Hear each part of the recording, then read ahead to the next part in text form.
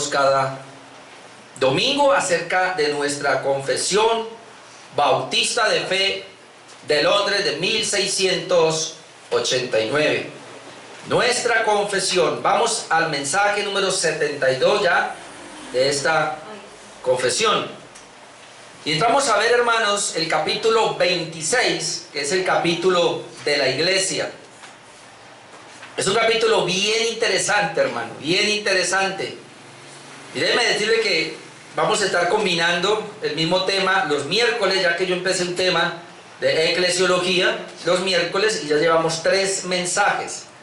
Así que los temas de los miércoles estoy dando doctrina sistemática de eclesiología como tal, pero acá vamos a mirar la misma eclesiología, pero de acuerdo a nuestra confesión de fe.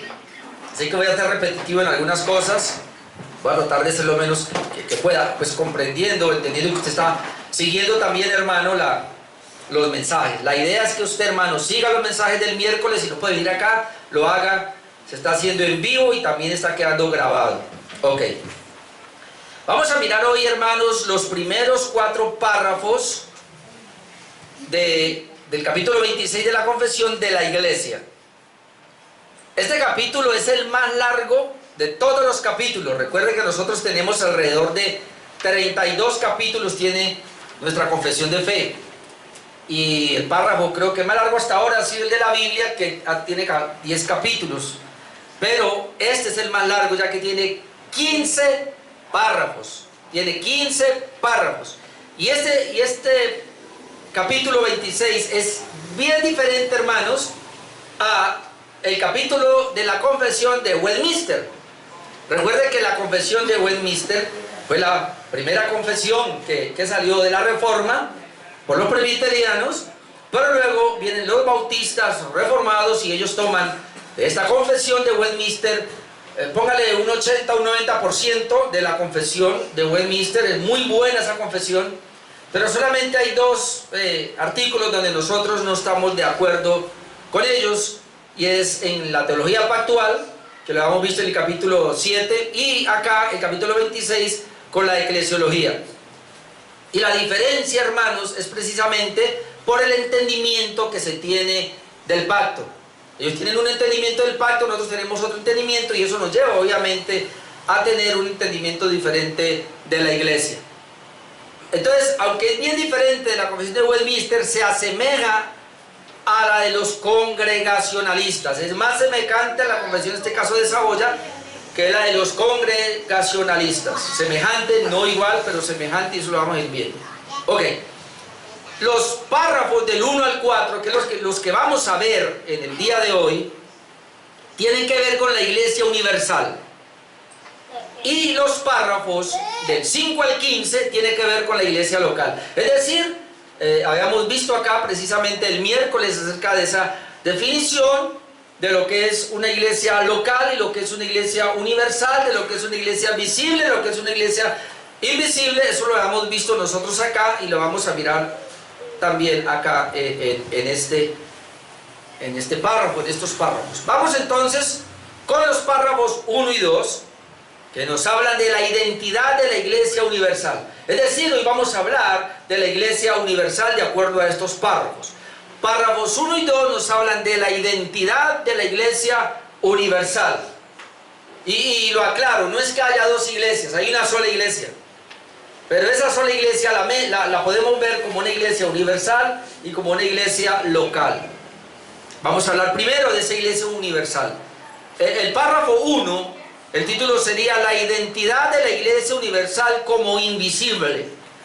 La identidad de la iglesia universal como invisible. Estamos mirando los 2 términos que nos van a ayudar. Así que voy a leer este párrafo número 1. Usted lo tiene allí en su confesión. Dice el párrafo número 1: la iglesia católica o universal, que, hay un paréntesis, con respecto a la obra interna del Espíritu y la verdad de la gracia, puede llamarse invisible.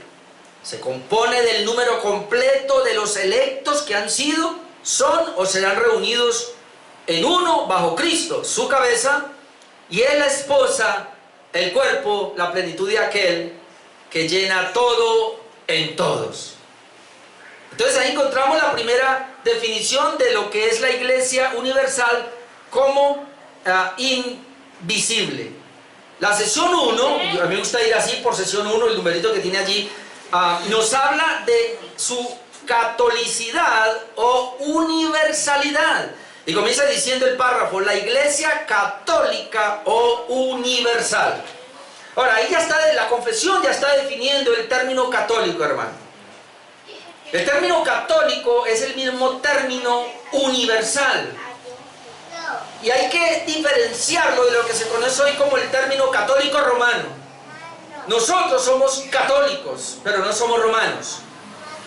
La iglesia católica romana está muy lejos de la definición de lo que es el catolicismo verdadero. Muy lejos.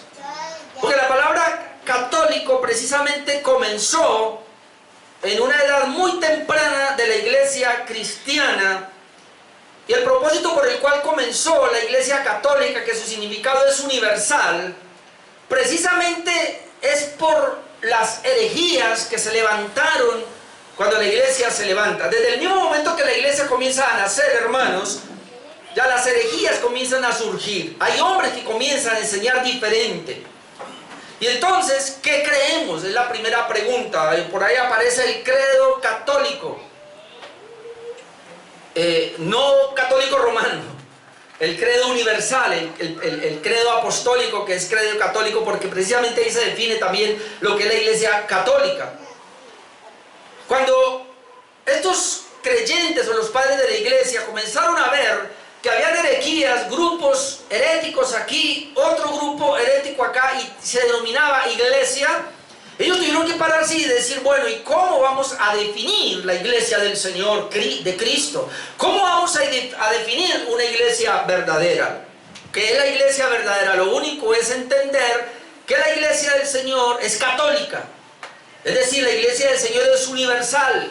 ¿Qué quiere decir esto? Que lo que creemos acá, lo creen allá, lo creen allá, lo creen allá. Es decir, en todo el mundo se va a tener la misma creencia. Por eso nos denominamos iglesia católica. Ahora, esa iglesia católica es para diferenciar de las sectas o grupos heréticos que se estaban levantando. Así que la iglesia católica romana de hoy está lejos de ser católica, en ese sentido, en ese aspecto. Porque ellos están lejos de ser una iglesia universal. Por eso los teólogos más lo han llamado iglesia universal. Pero aquí la confesión lo define como iglesia católica, para hacer la diferencia con los demás grupos heréticos que se han levantado. Y un pasaje que podemos tomar es Mateo 16, 18. Y mire, hermanos, dice en Mateo 16, 18, y yo también te digo que tú eres Pedro, más adelante lo miraremos, y sobre esta roca edificaré mi iglesia. Cristo dice, yo voy a edificar mi iglesia. La iglesia es de Cristo, como lo hemos visto el miércoles. La iglesia la edifica Cristo, porque es de Él. Y aquí está hablando de la iglesia universal. Aquí no está hablando de una iglesia local. Cuando dice yo edificaré mi iglesia, está hablando de la única iglesia que el Señor tiene. Y ahí le habla entonces de la iglesia católica o de la iglesia universal. Ahora, ¿cuál es la consecuencia de que Él edifique la iglesia? Eso lo vamos a ver al final, pero que las puertas del Hades no prevalecerán contra ella. Las puertas del infierno no pueden prevalecer. No lo han podido por estos 2000 años que lleva la iglesia. No lo han podido, hermanos, desde el primer momento que Dios habló acerca del Mesías. Siempre el Señor ha tenido un remanente. Así que esto es muy emocionante. La sesión número 2 nos habla de su invisibilidad contrastando la visibilidad católica romana. Ojo el término, cuando digo católico romano estoy hablando de una herejía, de una falsedad. Cuando hablo de católico realmente estamos hablando de la iglesia universal. Entonces la segunda parte nos habla de la invisibilidad de la iglesia católica contrastando la visibilidad de la iglesia católica romana. Recuerda que la convención fue hecha en 1689 y cuando viene la reforma, hermanos, con Martín Lutero y todos los que conocemos, padres de la reforma, luego se levanta una contrarreforma que la Iglesia Católica viene y saca unos documentos, el Concilio de Trento, y de ahí, hermanos, ellos comienzan a perseguir al cristianismo de una manera muy terrible. Ahora, miren lo que dice entonces esa segunda sección, y es lo siguiente, lo va a leer todo. La Iglesia Católica o universal es lo mismo que, y aquí hace una aclaración, con respecto a la obra interna del Espíritu y la verdad de la gracia. Es decir, esa iglesia es por la obra del Espíritu Santo interna en cada creyente y por la obra, la verdad de la gracia, puede llamarse invisible. Esa iglesia universal se le puede llamar invisible. Ahora explicamos. Pero luego dice cómo se compone. Se compone del número completo de los electos, es decir, de los elegidos de Dios a salvación, que han sido, son y serán reunidos en uno bajo Cristo. Es decir, esa iglesia universal o esa iglesia católica, que se le puede llamar iglesia invisible, está compuesta por todos los creyentes, desde el primer creyente, Adán, creemos que Adán se salvó, el primer creyente, hasta el último que nazca, hasta el último que sea salvo. En todos los tiempos, hermano, se llama la iglesia del Señor, se llama la iglesia universal, eso lo veíamos el miércoles. Se compone de ellos, dice, que son, serán, han sido, son y serán unidos en uno bajo Cristo. Y ese Cristo, aquí lo define, es la cabeza. Y es la esposa, y es la esposa, el cuerpo, la plenitud de aquel que lo llena en todo. Cristo es la cabeza de esa iglesia. Y esa iglesia es la esposa de Cristo. Y esa iglesia es el cuerpo de Cristo. Y esa iglesia es la plenitud de aquel que llena todo en todos. Ok, en esa parte entonces podemos ver que es invisible porque, como lo han definido algunos teólogos, porque Dios la ve. ¿Por qué esa iglesia universal, que está hablando de todos los creyentes antes, ahora o que vendrán, que es la única iglesia del Señor, por qué se le llama invisible? Invisible a los ojos de nosotros. Es decir, tú y yo no sabemos quién es iglesia de Cristo. Es la gran realidad. Tú y yo lo podemos deducir por la conducta, por la santidad, como lo veíamos ahora, por la fe, por el arrepentimiento genuino de una persona. Yo me paro aquí y creo que ustedes son hijos del Señor, y que así es, son la iglesia de Cristo, podemos decirlo, pero a mis ojos se hace invisible porque Dios quiera que no, pero puede ser que aquí haya alguno que es miembro de esta iglesia visible, pero no es miembro de la iglesia invisible, ¿verdad? Por eso cada uno debe revisarse, cada uno debe saber si realmente hace parte de la iglesia invisible. Es invisible para nosotros, pero es visible a los ojos de Dios, porque Él es el único que la conoce. Hermano, Dios es el único que sabe quiénes son los suyos. El pastor no lo sabe. Nosotros deducimos por lo que dice la palabra, por el testimonio externo que uno puede ver. Pero como hay hipócritas también dentro de la iglesia. Ese es el punto. En Efesios 1, 19 al 23, que lo acabamos de leer, dice, hablando del poder de Dios, dice, habla de que Dios alumbra los ojos de nuestro entendimiento para comprender cuál es la supereminente grandeza de su poder. Para con nosotros, los que creemos, y esos que creemos es la iglesia, según la operación del poder de su fuerza, es decir, creemos por el poder de Dios. Luego dice, esa fuerza la cual operó en Cristo, resucitándole de los muertos, sentándole a la diestra en los lugares celestiales. ¿Cómo le sentó? Sobre todo principado de autoridad y poder y señorío, sobre todo nombre que se nombra, no solo en este siglo, sino también en el venidero.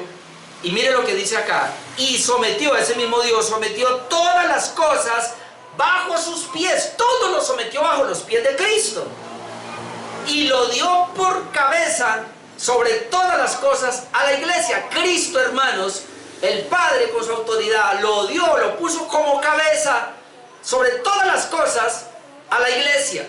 Por eso, la cabeza no es el Papa, y eso es lo que está tratando de decir aquí.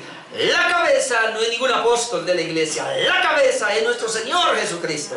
Él es la única cabeza de esa iglesia universal o de esa iglesia invisible. Pero note otra cosa, la cual es su cuerpo. ¿Qué es la iglesia? El cuerpo de Cristo, pero algo más. Y esto me hizo pensar, la plenitud de aquel que todo lo llena en todo. La iglesia es la plenitud de Dios. La iglesia contiene plenamente a Cristo. Yo me asusto. Habla de la iglesia invisible, hermanos. Y tú y yo hacemos parte de esa iglesia. Así que Cristo, hermanos, está pleno en nosotros. La plenitud de Dios está en su iglesia. Por eso Él es la cabeza. Y de esa cabeza fluye todo lo que la iglesia requiere, lo que la iglesia necesita. Desde que cuando uno entiende, hermano, esta parte de lo que es la iglesia universal o la iglesia invisible para nosotros, se hace tan necesario pertenecer a una iglesia visible o a una iglesia local. Porque como lo dije el miércoles, no hay tal que alguien diga que pertenece a la iglesia universal o a la iglesia invisible cuando no pertenece a una iglesia visible o local. No, no lo hay. Ayer recibí una llamada de un señor de Tuluá. Y él me decía, yo salí de estas iglesias y estoy buscando una iglesia, pero estaba quieto.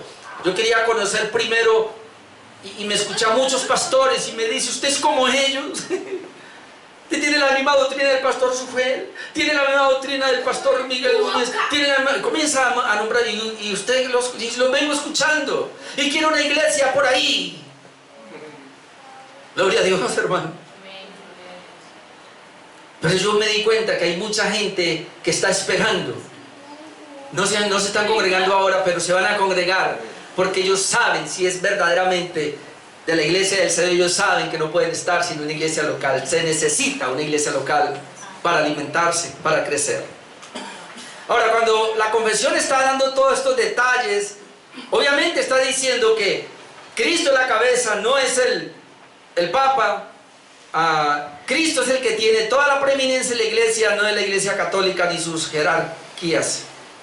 En Colosenses 1:18 y luego versículo 24 también nos habla de aspectos de la confesión. Dice, hablando de Cristo, y Él es la cabeza del cuerpo que es la iglesia. Él es la cabeza. Hermano, cuando usted entiende que Cristo es la cabeza, por favor, mire a sus pastores o al pastor, mírelo como un delegado de Él.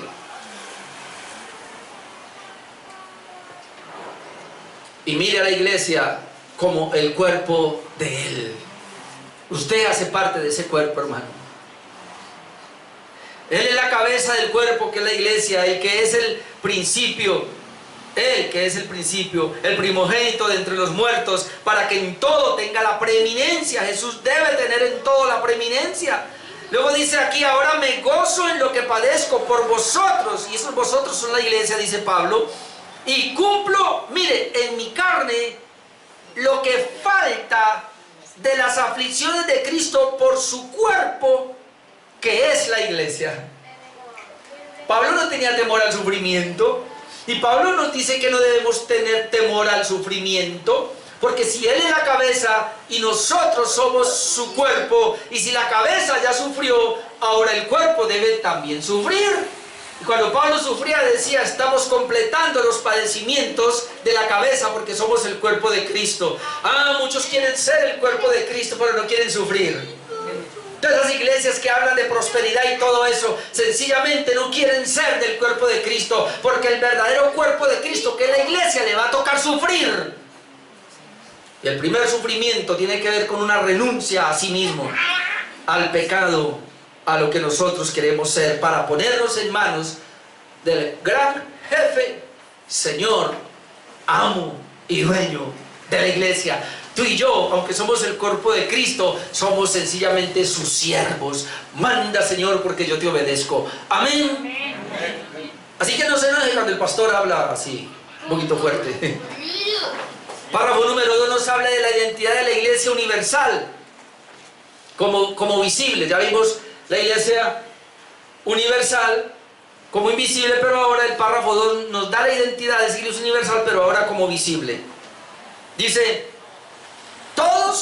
en todo el mundo que profesan la fe del Evangelio y obediencia a Dios por Cristo conforme al mismo, que no destruyen su propia profesión mediante errores fundamentales o conductas impías, son y pueden ser llamados santos visibles, y de tales deben estar compuestas todas las congregaciones locales.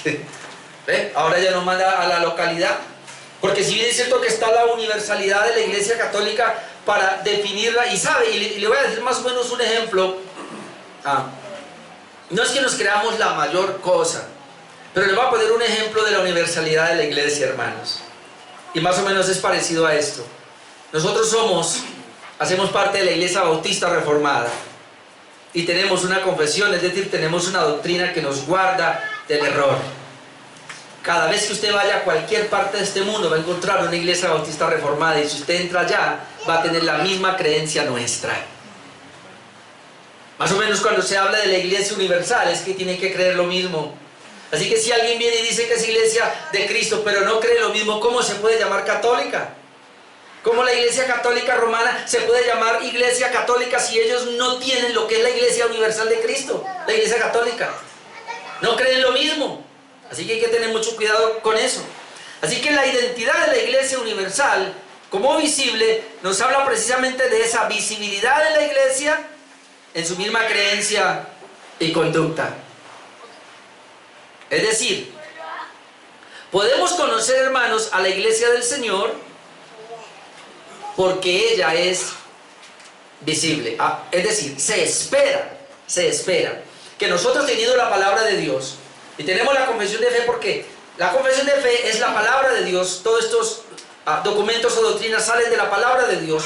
Teniendo nosotros, hermanos, la palabra de Dios, conociendo la palabra de Dios, entonces nosotros podemos saber y podemos ver que la iglesia se conforma a la palabra de Dios, de tal manera que si yo voy a algún lugar y puedo ver a esa persona que se conforma a la palabra de Dios, es mi hermano. Es decir, cuando ayer por lo menos ese señor que me llamó de Tuluá, se llama Jairo, y él comenzó a hablarme, sin yo conocerlo, pero comenzó a hablarme de la fe ahora que él tiene y que es una fe reformada. Automáticamente, ¿qué pienso yo? Él es mi hermano. ¿Pero cómo? Y yo no lo vi. Pero es que la fe de él, la creencia que tiene, ya me da a entender, es la misma que tenemos. Es la misma acorde a la palabra de Dios. Entonces, eso es lo que nos está diciendo la confesión. No solamente en un conocimiento, sino en una vida práctica. Esto se refiere a la iglesia local, entonces, que nosotros la podemos conocer porque la podemos ver. Voy a leer otra vez. Dice, todos en todo el mundo que profesan la fe del Evangelio, ¿ve? Profesan la fe del Evangelio y obediencia a Dios por Cristo conforme al mismo. La fe tiene que llevarnos a una obediencia.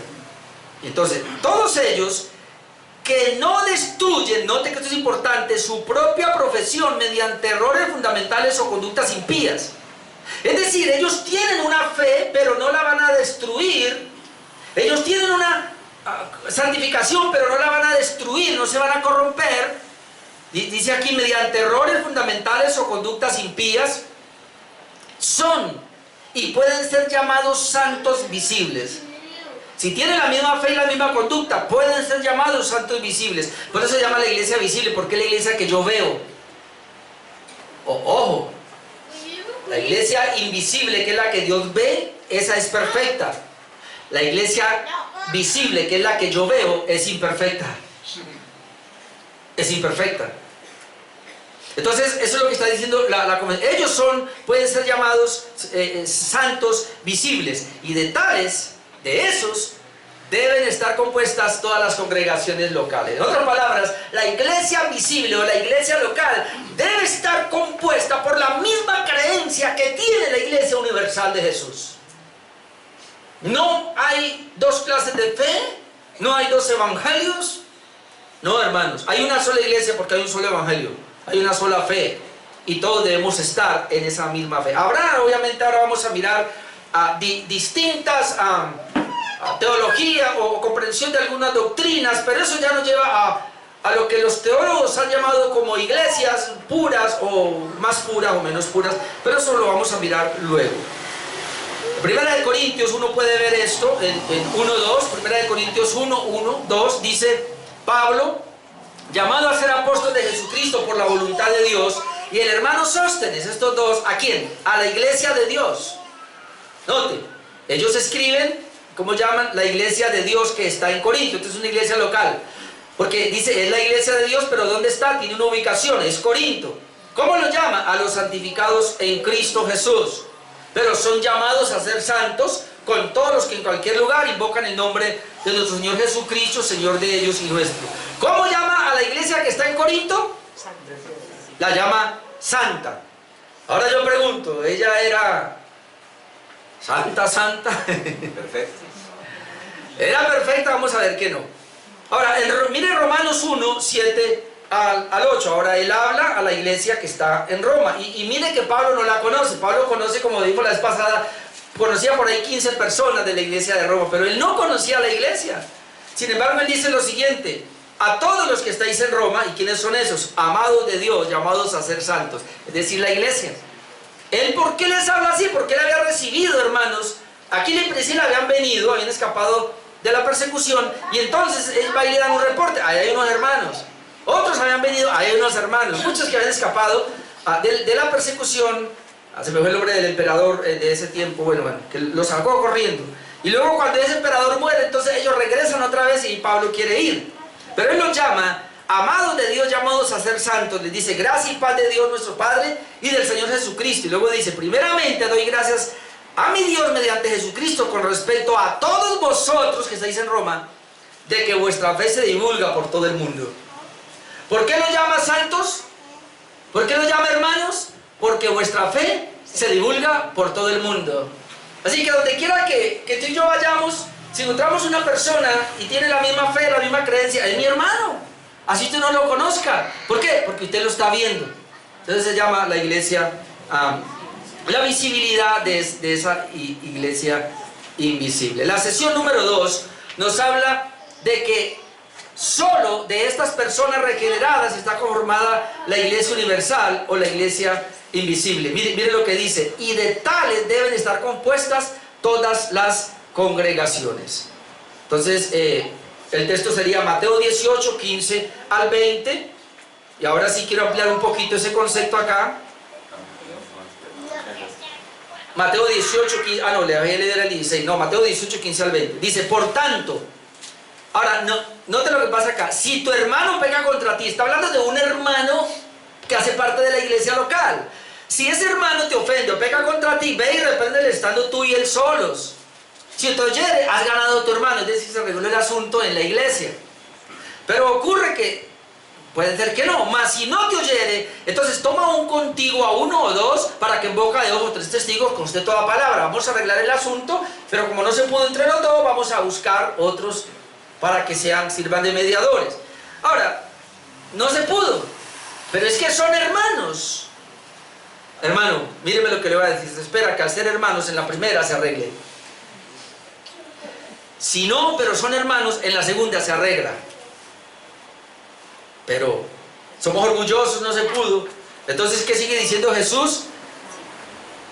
Si no los oyere a ellos, entonces dilo a la iglesia. Se espera que la iglesia resuelva el conflicto. Y la iglesia no es toda la que se congrega el domingo. La iglesia son los miembros oficiales de esa iglesia local. Por eso es muy bueno tener la membresía. O sea, somos iglesia, pero para ser miembro de la iglesia local, debe ser miembro de la iglesia local. Y por todo lo que ha pasado, hermanos, yo no voy a volver a recibir membresía sino después de un año. Ahora, y si no llegue a la iglesia, será cuarta. Un problema que no pudieron arreglar los dos. No pudieron arreglar con testigos. No pudieron arreglar con la iglesia. Como no se pudo, mire lo que dice: tenle por gentil y publicano. ¿Qué está diciendo? Es un impío. ¿Por qué no se pudo arreglar el problema? Porque es un impío. Porque se espera que los creyentes arreglemos los problemas, nos ofendemos y nos perdonamos y seguimos juntos. No tiene por qué haber separación. Nadie se tiene que ir por un problema, porque según Jesucristo se tiene el poder y la capacidad para resolver el problema. Quien se va o es un inmaduro, lo más probable es que no era de la iglesia. Tenle por gentil. Es decir, no arreglo el problema, usted es un impío. Nosotros con la confesión de fe bautista que tenemos y en lo que conocemos acá como administración de la iglesia, que lo vamos a ver más adelante, aplicación de disciplina eclesiástica, aquí es expúlselo de la iglesia. ¿Cómo? Sí. No tienen amor. ¿Que no? Lo amamos tanto que vemos que no es un creyente, así que para afuera, para el mundo. Porque si es un verdadero hijo de Dios, Satanás lo va a apalear, como dijo Pablo, y él va a volver. Si es un hijo de Dios, va a volver. Pero si no es un hijo de Dios, se enredará mucho más allá y hasta más allá hasta que llegue al infierno. ¿Para qué tener un cristiano que lo único que nos produce es calor y problemas? Porque un verdadero cristiano ayuda a edificar la iglesia, ayuda a construirla, no a destruirla. El único que está interesado en dañar la iglesia del Señor, y así sean 2 o 3, el único que está interesado en que se deshaga la iglesia y que se dañe es el diablo y sus secuaces. En Tuluá me malentendieron. Yo entré fue por el celo de la iglesia que tengo por la iglesia y por la palabra de Dios, no fue por otra cosa. Y sigue diciendo, tenle por gentil y publicano. De cierto digo que todo lo que atéis, mira la autoridad que tiene la iglesia, después hablamos de eso, en la tierra será atado en el cielo, todo lo que desatéis en la tierra será desatado en el cielo. Hermanos, mire, y si usted todavía tiene problemas con el atar y desatar, aquí está diciendo que la iglesia, no una persona, la iglesia es la que tiene en pleno el poder para atar. Atar es prohibir. Cuando la iglesia toma la decisión de expulsar a una persona, el cielo se pone de acuerdo y dice, yo estoy de acuerdo. Y cuando la iglesia tiene poder para recibir un miembro, desatar, el cielo se pone de acuerdo y dice, yo estoy de acuerdo. ¿Por qué? Porque Dios le delegó la autoridad a la iglesia. Pero el atar y el desatar jamás es a título personal, es a título congregacional. Por eso sigue diciendo de eso que está haciendo. Otra vez os digo que si 2 de vosotros se pusieren de acuerdo en la tierra acerca de cualquier decisión, cualquier cosa que pidieran y tiene que ver con la decisión que están tomando, será hecho por mi Padre que está en los cielos, porque donde están 2 o 3 congregados en mi nombre, allí estoy yo en medio de ellos. Y esto ya nos habla de la autoridad que Dios le ha dado a la iglesia local, que después hablaremos de ella, porque aquí estamos hablando solamente de esa iglesia local que es tan visible, hermano, es tan visible la iglesia local que cuando uno ve que camina como mono pero no es mono, entonces la iglesia tiene que intervenir y expulsarlo. Porque nosotros no podemos, hermano, nosotros no aceptamos, no podemos aceptar. Se nos van a colar unos cuantos, pero no podemos aceptar miembros oficiales a impíos. A los miembros oficiales de la iglesia tienen que ser verdaderos creyentes. Porque si revisamos, nos damos cuenta, y aquí es donde necesitamos la pluralidad de los pastores, revisamos y nos damos cuenta que en la membresía que tenemos oficial de la iglesia hay uno que vemos que no es, y por más que le demos no es, hermano, entonces se tiene que convocar a la asamblea y se tiene que dar el veredicto para expulsar a esa persona, o por lo menos negarle la membresía, quitársela, porque así como se la da, se la puede quitar. Dios le dio esa autoridad a la iglesia. La iglesia universal e invisible está conformada por los regenerados. Vamos a mirar Hechos 2, 37 al 47. Hechos 2, 37, déjeme, yo le leo todo esto, para ver cómo esa iglesia visible tiene que ser regenerada persona. Note, dice que al oír esto se compungieron de corazón. Pedro le predica a una cantidad de personas y los acusa de haber asesinado a Jesús, y ellos se compungieron de corazón. Un verdadero creyente arranca por ahí. Una persona que realmente ha sido llamada por Dios a la salvación arranca por ahí. Se compungieron de corazón y dijeron a Pedro y a los otros apóstoles: varones hermanos, ¿qué haremos? Pedro le dijo: ahora, ¿Usted se acuerda del mensaje de Pedro? Por favor, vengan a Cristo. Él los ama, él los dijo, ustedes lo mataron, ustedes mataron al Mesías en esa cruz. Yo maté a Jesús, Pedro, ¿qué hago? Ven. Pedro le dijo, venga, haga una oración de fe. Arrepentíos y bautícese cada uno de vosotros en el nombre de Jesús para perdón de los pecados y recibiréis el don del Espíritu. Porque para vosotros es la promesa, para vuestros hijos, para todos los que están lejos, para cuantos el Señor nuestro Dios llamare. ¿Por qué ellos estaban viniendo en arrepentimiento? Porque Dios los llamó, porque Dios los había llamado. Y con otras muchas palabras testificaba, exhortando y diciendo, sé salvo de esta perversa generación. Ahora note acá, estos se arrepintieron. ¿Y quiénes eran ellos? Así que los que recibieron su palabra fueron bautizados. Y se añadieron aquel día como 3,000 personas. Y mire, se arrepienten, son bautizados, se añaden a la iglesia. Se añaden a la iglesia. Y luego dice, y perseveraban ¿en qué? En la doctrina de los apóstoles. ¿Cuál es la doctrina de los apóstoles? ¿El apóstol de turno? ¿O el pastor de turno? No, el fundamento apostólico de Efesios 2. Perseveraban en la doctrina, el fundamento apostólico. Eso es lo que procuramos nosotros al ser una iglesia bautista reformada. Perseverar en esa doctrina de los apóstoles. En la comunión unos con otros, ¿ves? Tenían comunión. En el partimiento del pan y en las oraciones, ¿verdad? Participaban de todo lo que hacemos nosotros acá. Y sobrevino temor a toda persona, y muchas maravillas y señales eran hechas por los apóstoles. 44, todos los que habían creído estaban juntos. 46, y perseveraban unánimes cada día en el templo, partiendo el pan en las casas, comían juntos con alegría, sencillez de corazón, alabando a Dios y teniendo favor con todo el pueblo. Y mire, y el Señor añadía cada día a la iglesia los que habían de ser salvos. ¿Quién añade a la iglesia? El Señor. ¿Qué pasa cuando el pastor añade? ¿Qué pasa cuando la iglesia moderna añade que no son del Señor? ¿Por qué? El problema que vamos a tener, que muchos me dirán, en tu nombre profetizamos, en tu nombre echamos fuera demonios, hicimos muchos milagros. ¿Por qué el Señor les dice, no los conozco? Porque a la iglesia local se van a añadir muchas personas, a la iglesia visible se van a añadir muchas personas por estrategias de hombres. Pero si el Señor no fue el que los añadió a la iglesia, Él va a decir, yo no los conozco, así sea el mejor pastor y el mejor teólogo.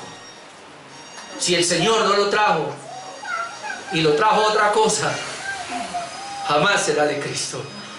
Jamás. Por eso hablamos de esta manera. Casi ya no lo hago. Los nuevos que están llegando acá no conocen todavía de que yo los echo de la iglesia. Porque nosotros, cuando somos hijos, así el papá nos eche, siempre estaremos ahí. Yo tengo 3 hijas. Se me han revelado. Y yo les he dicho, vayan de la casa. Y me han hecho caso. Y vuelven. ¿Y por qué vuelven? Porque yo soy el papá. Porque llevan sangre. Mi sangre está en las venas de mis hijas. Eso no lo cambia nadie. Tú y yo llevamos la sangre de Jesús. Por las venas, por los poros, por todos somos hijos del Rey. Eso nadie lo va a cambiar. Pertenecemos a su pueblo. Pertenecemos a su iglesia. Y así nos enojemos eventualmente y nos peleamos. Sea como las gemelas. Un día están aquí peleadas y se cogen de los pelos. Otro día están amándose y besándose y revolcándose en la cama jugando juntas. Así tenemos que ser. Porque somos la iglesia del Señor. Párrafo número 3. La perpetuidad de la iglesia. La perpetuidad de la iglesia. Dice, las iglesias más puras bajo el cielo están sujetas a la impureza y al error. Y algunas se han degenerado tanto que han llegado a ser no iglesias de Cristo, sino sinagogas de Satanás. Sin embargo, Cristo siempre ha tenido y siempre tendrá un reino en este mundo hasta el fin del mismo, compuesto de aquellos que creen en Él y profesan su nombre. Y aquí hay tres cosas, hermano, de la perpetuidad de la iglesia. Lo primero es que nos habla de lo que conocemos como iglesias puras. Por eso dice, las iglesias más puras bajo el cielo están sujetas a la impureza y al error. Y aquí está hablando de la iglesia local. Miren, hermano, la iglesia universal o la iglesia invisible para nosotros es la iglesia pura. Pero las iglesias locales o las iglesias visibles son iglesias impuras. Son verdaderas, pero son impuras. Ahora, ¿qué es lo que debe hacer una iglesia local? Buscar cada vez más la pureza. Ahora, ¿qué hace a una iglesia pura? La palabra de Dios. La doctrina, hermanos. La doctrina apostólica. Eso es lo que hace, la doctrina de los apóstoles. Eso es lo que hace una iglesia pura. Y la iglesia debe procurar cada día ser más pura, porque encontramos iglesias que no son tan puras. Ahora, la gente que está buscando, y si alguien me está viendo por aquí, que está buscando una iglesia, por favor, o ustedes que llegaron aquí y se dan cuenta que es una iglesia no tan pura, o llegan a una iglesia que no es tan pura en la doctrina, no comiencen a buscar ahora cuál es la iglesia más pura, porque si la iglesia es verdadera, ya es pura, aunque no en su totalidad. Porque el error es tratar, si usted viene aquí y dice, no, pero es que esa iglesia no es tan pura. Yo me di cuenta que en Cali hay una iglesia que va mucho más avanzada en doctrina, es como más pura en doctrina, voy para allá. Déjeme decirle que así no es. Porque lo que tú tienes que hacer es donde Dios te puso y procurar la pureza de esa iglesia donde Dios lo puso. Dios no nos llamó a buscar cuál es la iglesia más pura, nos llamó a reunirnos en una iglesia pura. Una iglesia pura es una iglesia verdadera. Y lo primero que quiere decir, las iglesias más puras bajo el cielo están sujetas a la impureza y al error. Porque somos seres humanos. Entonces nos habla, hermanos, de que lo que conocemos como iglesias puras, y le voy a mostrar una iglesia pura, pero una impura. Una impura, 1 Tesalonicenses 2, 13, 14, dice, por lo cual también nosotros sin cesar damos gracias a Dios de que cuando recibisteis la palabra de Dios que oísteis de nosotros, no te está hablando a la iglesia tesalónica, la recibisteis no como palabra de hombre, sino según en verdad la palabra de Dios. La iglesia recibió a Pablo, recibió la palabra como palabra de Dios. Ahora dice, la cual actúa en vosotros los creyentes. ¿Qué hace que esa iglesia sea pura? No solo que recibieron la palabra, sino que ahora ellos están viviendo en esa palabra. Y luego dice, 14, porque vosotros, hermanos, vinisteis a ser imitadores de las iglesias de Dios en Cristo Jesús que están en Judea. Es decir, la iglesia de Tesalónica fue fundada mucho después. Primero fueron las de Judea y van avanzadas. Pero entonces Tesalónica ahora le copia a Judea y quieren vivir de acuerdo a eso. Eso es lo que tiene que hacer una iglesia pura. Cuando yo recién conocí la Reforma, hace más de 11 años, hermano, lo primero que hice fue buscar si en esta iglesia, ¿dónde estaban las iglesias que yo estaba conociendo? Caí en Medellín. El primero que conocí de la Reforma fue, bueno, ya había visto al pastor Miguel Núñez, pero no lo había identificado como una iglesia de la Reforma, cuando identifiqué al pastor Sergio Ruiz en Medellín, luego al pastor Julio Benítez, y luego después de un tiempo busqué en Cali y conocí a los pastores Prietos de Cali. ¿Y qué hice? Fui para allá, ¿se acuerda? Usted fue con nosotros, hermana. Fuimos 7 personas, estoy hablando del 2014, fuimos 7 personas y nos vimos todo el ciclo de teología sistemática por año y medio. Ahora ya son 2 años el ciclo, si alguien quiere estar allá. Y ya es virtual y vale 40.000 por la mensualidad si quiere aprender todo el ciclo. Y luego terminé ahí y ¿qué? Puno al seminario por 7 años. Eso es lo que hay que hacer, hermano. Buscar inmediatamente dónde hay una iglesia pura, si yo no soy tan puro. Pero entonces vamos a ir purificándonos. Y esta iglesia, desde que comenzamos, ha venido purificándose y se sigue purificando en su doctrina. Esta iglesia cada día es más pura. Por la palabra y por la conducta de los hermanos. Eso esperamos, porque eso es lo que marca la pureza.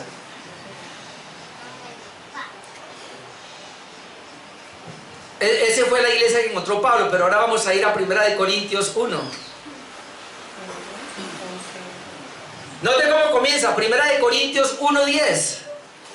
Os ruego pues, hermanos, ¿cómo lo llama? Hermanos. Es la iglesia de Corinto, Pablo los llama hermanos, porque son sus hermanos, es la iglesia en Corinto. Os ruego pues, hermanos, por el nombre del Señor Jesucristo, que habléis todos una misma cosa. No hablaban lo mismo.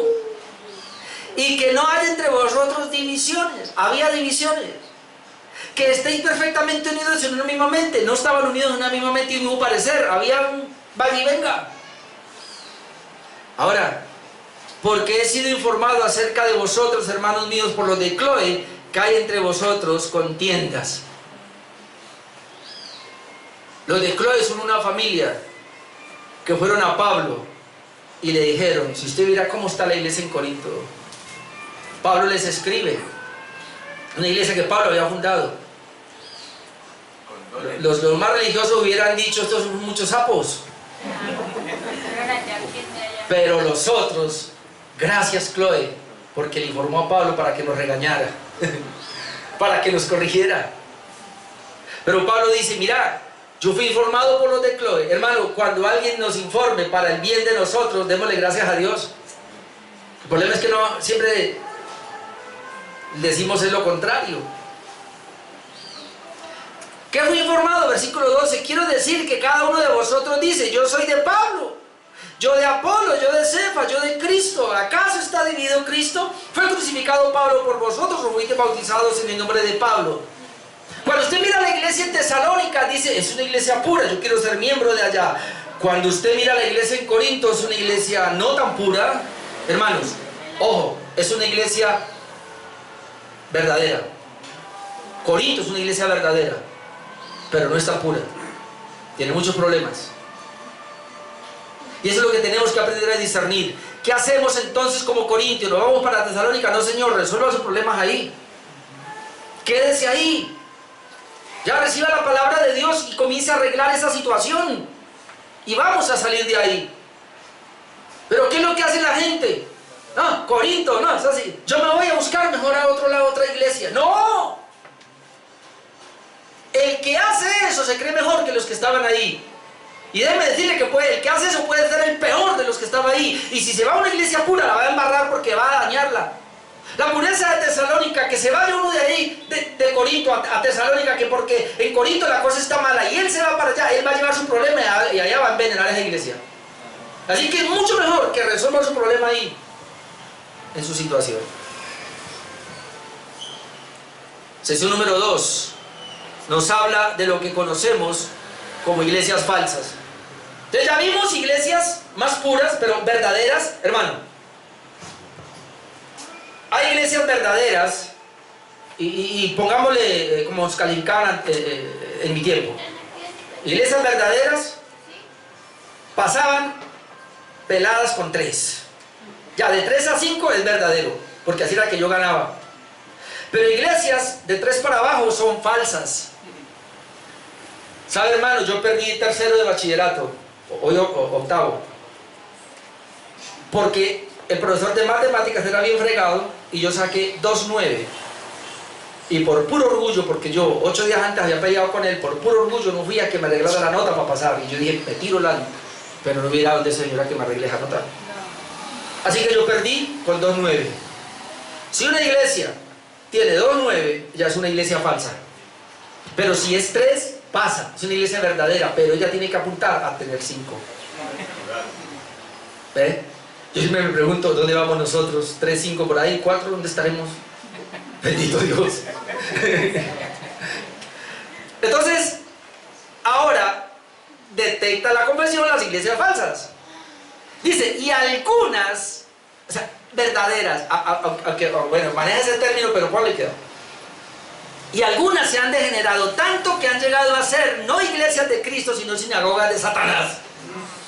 ¿Puede una iglesia degenerarse así? Claro.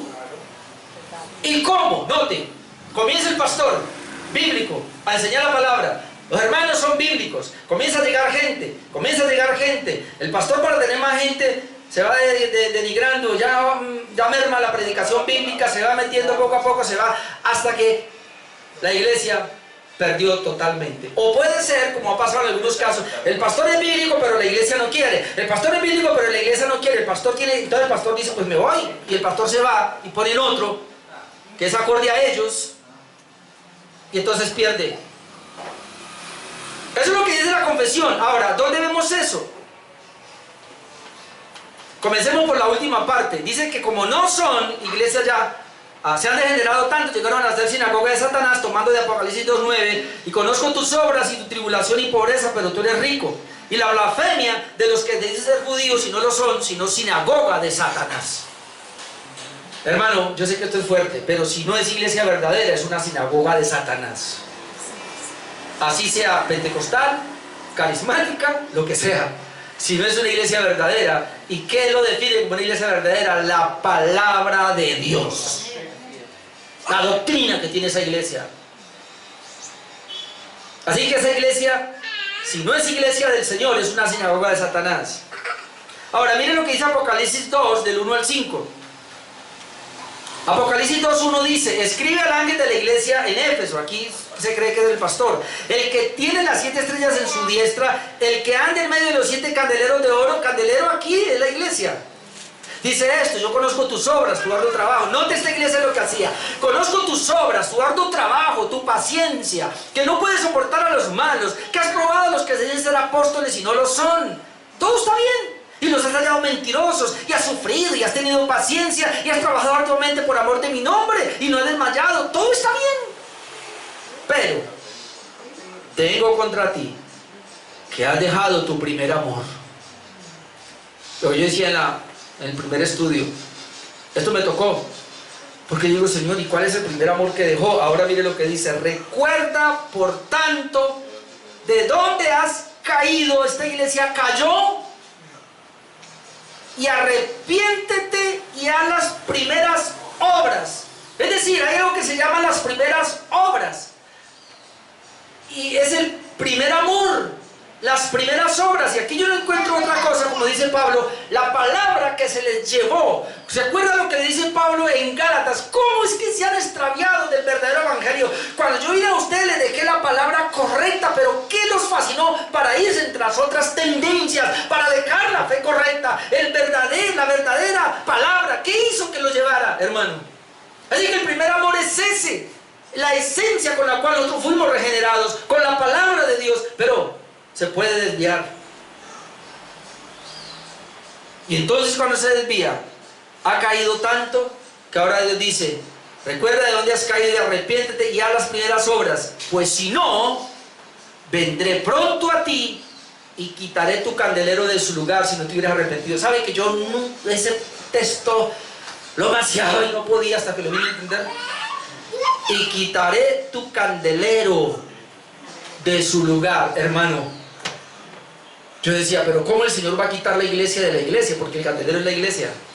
Pero lo entendí aquí. Quitar el candelero de su lugar es que ya deja de ser iglesia para convertirse en sinagoga de Satanás. Yo estoy seguro, y aquí ya entra la persuasión personal, que si en una iglesia, hay un hermano en Tuluá que me dijo así: si usted no toma pastor, yo no vuelvo, porque yo quiero una iglesia bautista reformada. Y gloria a Dios, porque así tiene que ser. Aquellas iglesias donde hay hermanos que son regenerados y tienen la palabra de Dios y son celosos por la palabra, ellos van a aguantar. Pero si el pastor de allí o la congregación comienzan a desviarse, a irse por otro lado, esta gente va a comenzar a salir. ¿Cuándo debo irme de una iglesia? Cuando deje de ser iglesia verdadera. Vamos a luchar y vamos a pelear porque la iglesia se mantenga, hermano, en la pureza. Que mantenga ese nivel, así sea 3-2, 3-1, pero que mantenga ese nivel. Pero el día que pierde ese nivel de la palabra verdadera y comienza a desviarse, deja el primer amor y comienza a torcerse, ese día, hermanos, entonces nosotros cogamos nuestro chinito y nos vamos a buscar una iglesia verdadera. Si es que el pastor se tuerce y comienza a enseñar otras cosas y vuelve otra vez a la palabra profética apostólica de nuestros días, si yo vuelvo a hacer lo que antes hacía, usted tiene toda la libertad y el derecho de pararse de aquí y irse a buscar una iglesia de sana doctrina, porque yo ya me torcí. Pero mientras persevere, mi amado hermano, usted no le queda otra que estar aquí porque Dios lo envió ¿A qué? Ayudarme, aunque eso no está bien decirlo, pero a sacar esta iglesia adelante. Jesús número 3, regáleme 5 minutos, nos habla de la perpetuidad de la iglesia. Sin embargo, Cristo siempre ha tenido y siempre tendrá un reino en este mundo. Es decir, así la iglesia se tuerza como ha pasado hoy día, Dios siempre va a tener un remanente hasta el fin del mismo, compuesto de aquellos que creen en Él y profesan su nombre.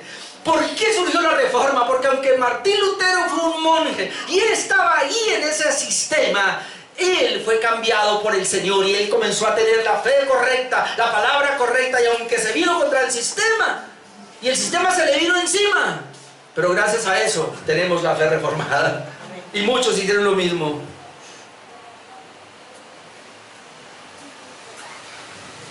En Mateo 16, yo le leo desde el 15, él le dijo: ¿y vosotros quién decís que soy? Jesús dice, respondiendo Simón Pedro, dijo: tú eres el Cristo, el Hijo del Dios viviente. Entonces él le respondió: bienaventurado eres Simón, hijo de Jonás, porque no te lo reveló carne ni sangre, sino mi Padre que está en los cielos. ¿Cómo yo sé, hermanos, que es la verdadera palabra de Dios? Eso me lo revela solamente el Espíritu Santo. Y se lo revela el que es verdadero. Puede haber gente sentada en una iglesia reformada sin ser reformado nunca. Y yo también te digo que tú eres Pedro, y sobre esta roca edificaré mi iglesia, y las puertas del Hades no prevalecerán. No me alcanza el tiempo para ampliarme ahí, pero las puertas del Hades no van a prevalecer, hermano. ¿Qué quiere decir? La iglesia verdadera jamás va a ser destruida. Jamás. Párrafo 4 para terminar. La autoridad de la iglesia. Después hablamos de esto, así que voy rápido. Lo leo. La cabeza de la iglesia es el Señor Jesucristo, ya lo dijimos. En quien por el designio del Padre todo el poder requerido para el llamamiento, para el establecimiento, el orden y el gobierno de la iglesia está suprema y soberanamente investido. Es decir, Cristo tiene toda la investidura, Él es el dueño de la iglesia, que tiene la cabeza, el poder y la autoridad de la iglesia, y lo que Él delega es por Él. Será la primera parte. La única cabeza de autoridad de la iglesia es Cristo, no es el Papa. Y la autoridad que Dios ha delegado a la iglesia, vamos a ver aquí en Eclesiología los miércoles, que es los miembros oficiales de la iglesia juntamente con los pastores. Ellos serán los que tienen la autoridad, cada uno, y eso lo miraremos más adelante. Sigue diciendo la confesión acá: no puede el Papa de Roma ser cabeza de ella en ningún sentido. Porque ¿cuál era el problema que tenía Roma? Roma decía: mire, nosotros creemos. Y ellos decían que la iglesia universal para ellos, o católica, era la iglesia visible. Ellos decían la iglesia que podemos ver, pero ellos pensaban en la estructura. La iglesia universal decía la iglesia visible, la que nosotros podemos ver. Es decir, lo que esté fuera de lo que podemos ver no es iglesia. Por eso la iglesia católica romana, ellos siguen insistiendo que la iglesia verdadera es la que ellos ven, la estructura que ellos tienen, que es la iglesia verdadera. Lo demás no es iglesia, totalmente diferente. Y por eso tienen que hablar aquí de esa manera. No puede el Papa de Roma ser cabeza de ella en ningún sentido. Bueno, aunque aquí habla ya duro. Sino que Él es aquel anticristo, aquel hombre de pecado e hijo de perdición, que se ensalza en la iglesia contra Cristo y contra todo lo que se llama Dios, a quien el Señor destruirá con el resplandor de su venida. Claramente, entonces, la autoridad, y usted lo busca, no alcanzo, pero Efesios 4, del 11 al 10, dice que el Señor estableció apóstoles, profetas, pastores y maestros para edificar a los santos. Es decir, Dios, Cristo es la autoridad de la iglesia, la cabeza, y Él delega la autoridad. No es el Papa. Y aquí, con todo respeto a los puritanos, y entendiendo a los puritanos, ellos, y ese es el error, por eso no hay iglesia perfecta, como tampoco hay confesión de fe perfecta, obviamente la única profeta es la palabra de Dios, pero aquí creemos que los puritanos sí se equivocaron en decir que el anticristo era el Papa. Ahora, no solo ellos, siempre la iglesia se ha equivocado al señalar, ese es el anticristo, ese es el anticristo. No, el Papa, en ese tiempo, fue un tipo de anticristo. Como el de hoy es un tipo de anticristo. Es decir, todo lo que se opone a la iglesia verdadera son tipos, pero no es el anticristo. Ya usted lo busca después, que ya no alcanza a ir allá. Pero en segunda de Tesalonicenses 2, 3 al 12, encontramos la figura del anticristo, que él dice que al cual el Señor destruirá con su venida. Es decir, el anticristo va a estar vivo, va a estar en pie cuando Cristo venga, y es un personaje que va a aparecer tiempito antes de la venida de Jesús.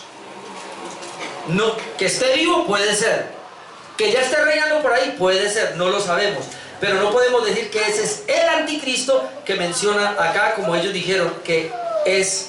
Eso solamente lo sabemos cuando Cristo venga por segunda vez. Ahora, hay muchos anticristos que se han levantado, claro, y el Papa de ese tiempo, y dice que hay el espíritu del anticristo se ve por todos los lados. Se han parado tipos de anticristo, sí, pero el anticristo que habla aquí, Tesalonicenses capítulo 2, no sabemos. ¿Cómo lo sabemos? Cuando Cristo aparezca por segunda vez. Ok, ahí corrí, pero bueno, esto lo vamos a seguir mirando y vamos a ver que seguimos viendo eclesiología los miércoles, así que ahí vamos empatando. Pero es muy importante esto, hermanos, definir entonces que nosotros creemos en una iglesia verdadera, y esa iglesia verdadera debe ser pura, de buscar la pureza, que creemos en la iglesia local, que es visible, pero creemos en la iglesia universal, invisible, pero que es una sola iglesia. Son modos de ver la iglesia. La iglesia verdadera es la iglesia universal o la iglesia invisible que solamente Dios ve, y la iglesia local es la iglesia en la cual estamos nosotros, que podemos ver, y allí nos edificamos y necesitamos de una iglesia local. Amén. Oremos.